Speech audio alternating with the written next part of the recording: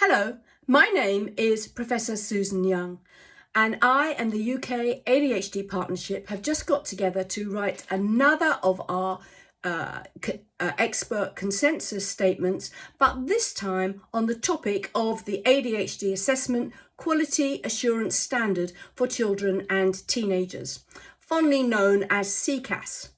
We work together with other experts in the field across the UK because we felt that there are such long waiting lists here and there's so much missed and misdiagnosis that any kind of support and help that we can give about the proper protocols that need to be adhered to for a comprehensive and quality assessment, diagnostic assessment and report is very much needed.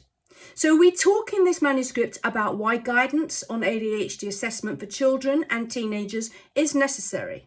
We move on to setting the scene for the assessment and specify the minimum standards for assessing and diagnosing ADHD in children and teenagers.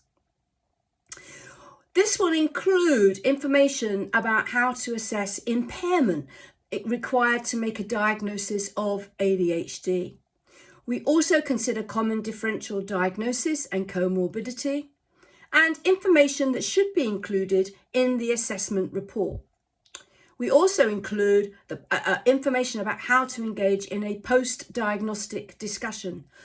Importantly, and this is such a big issue at the moment in the UK, we talk about what are the core competencies that are required to conduct a diagnostic assessment of ADHD in children and teenagers. So in other words, who can do it and who can't, and what can be done by those individuals who lack the clinical training to actually diagnose. I hope very much that you find this manuscript helpful and that you will recommend it to colleagues.